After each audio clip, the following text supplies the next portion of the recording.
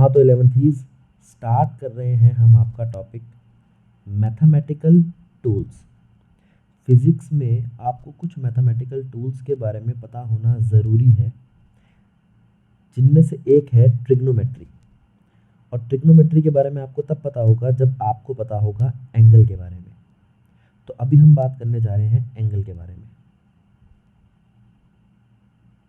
Basically angle होता क्या है?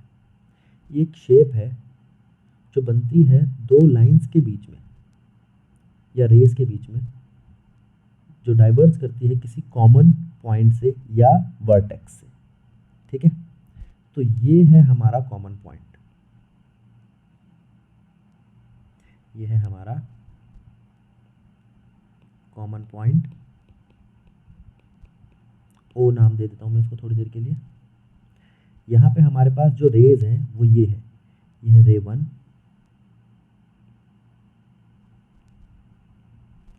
और ये है रे 2।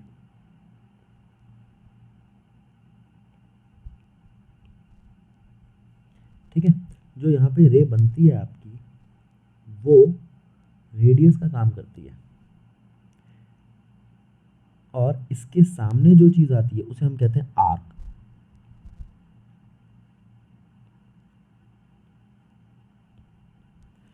ठीक है, ये रे किसका काम कर रही है? रेडियस का।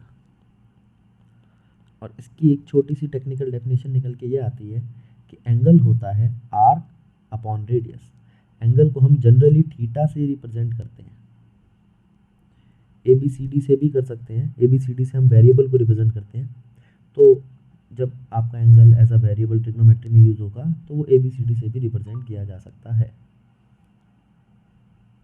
अब हम बात कर रहे हैं आपके एंगल की।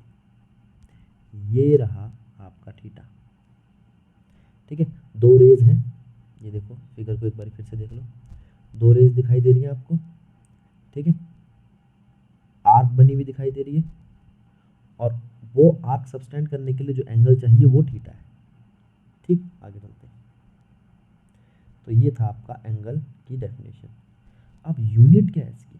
अगर मैं देखूँ तो थीटा है आर्क अपॉन रेडियस। आर्क एक लेंथ है, ये भी एक लेंथ है, तो इसकी यूनिट यहाँ से लेंथ तो कट गया, ये तो पता चल गया ये डायमेंशनलेस है।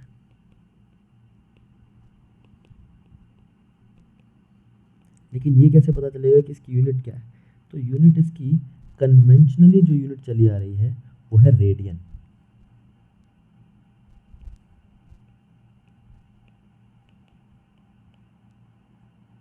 एक मिनट रुकिए, कन्वेंशनल यूनिट है डिग्री। इसकी SI यूनिट है रेडियन। हाँ, अब ठीक है।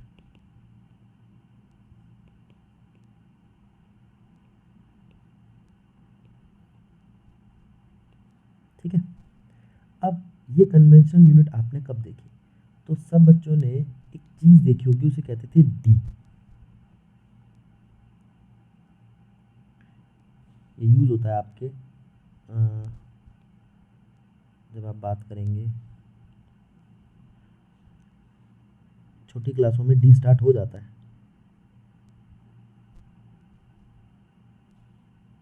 तो डी में एक तो होता है आपका 0 यहाँ पे, और आपका जो मैक्सिमम एंगल जाता है वो जाता है 180।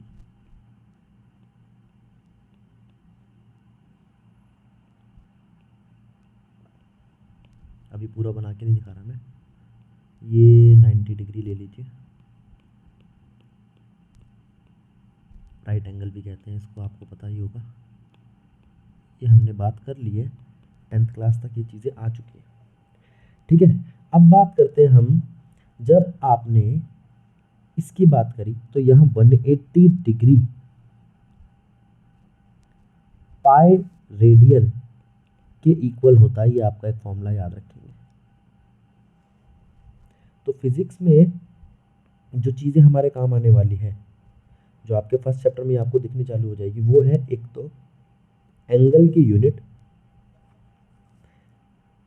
ठीक है, एसआई यूनिट, एंगल की डायमेंशन क्या है, तो ये छोटी छोटी बातें आपसे पूछी जाएंगी। दूसरी बात, इस कन्वर्जन का इस्तेमाल किया जाएगा, ठीक है, इस कन्वर्जन का, और उसको ध्यान में रखना है, इंपॉर्टेंट है कन्वर्जन। आगे चलते हैं। अब हम जिस चीज़ की बात कर रहे हैं वो ये यूनिट कन्वर्जन ही है एंगल की, ठीक है। तो अभी हमने बताया पाई होता है 180 डिग्री, और पाई की वैल्यू होती है, या तो आप इसको 3.17 कह दो, 3.14 कह दो, या 22/7 रेडियन, ठीक है। ये पाई की वैल्यू है, इसको ध्यान में रखना है, और 180 डिग्री ध्यान में रखना है।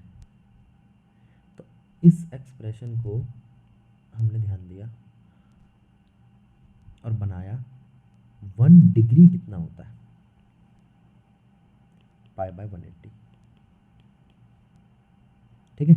इसकी बात करेंगे, इसकी वैल्यू आती है 1.74 इंटू 10⁻⁻2 रेडियन, पहली चीज़, ठीक है। दूसरी चीज़, अब हम बात कर रहे हैं 1 डिग्री के भी डिवीज़न कर दिए जाएंगे। मान लो ये है 1 डिग्री, ये आपका 1 डिग्री है, इसके अगर मैं 60 डिवीज़न कर दूं तो जो छोटा सा टुकड़ा आएगा 1/60 डिग्री, वो होगा 1 मिनट।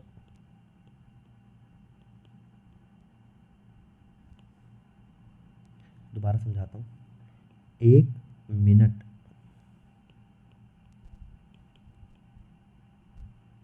होता है 1/60 या 1/60 डिग्री, और ऐसे ही अगर मैं 1 मिनट के 60 और टुकड़े कर दूं तो बन जाता है 1 सेकेंड।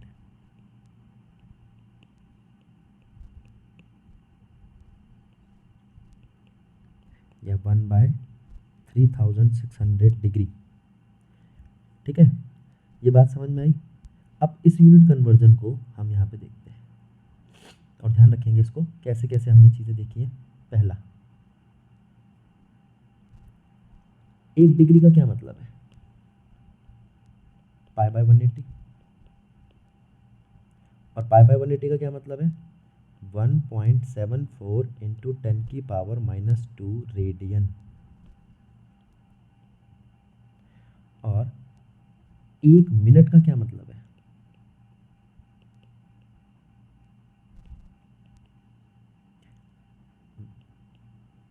1/60 डिग्री, 1/60 डिग्री, यानी कि 1.74 इंटू 10⁻⁻2 डिवाइडेड बाय 60 रेडियन।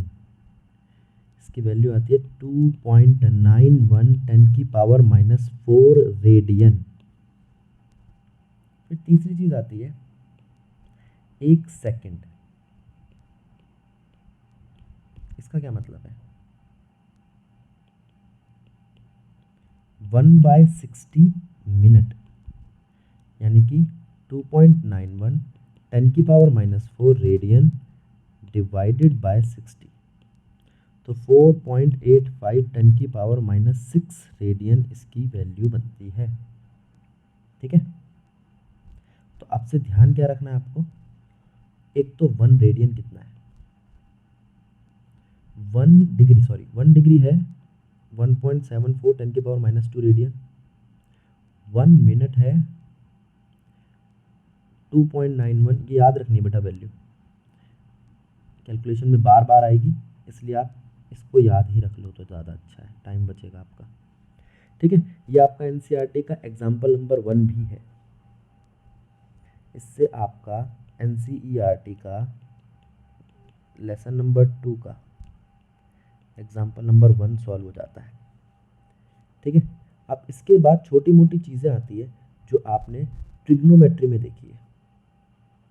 तो ये तो था आपका एंगल, अब नेक्स्ट वाले टॉपिक में हम देखेंगे ट्रिग्नोमेट्री। मेरे ख्याल से बेटा तुमने थोड़ी बहुत देख रखी है, तो जितनी कर रखी है उतनी ही सफिशिएंट है। हम अगली टॉपिक में देखेंगे कि क्या होता है डिफरेंशिएशन और इंटीग्रेशन, और क्या होता है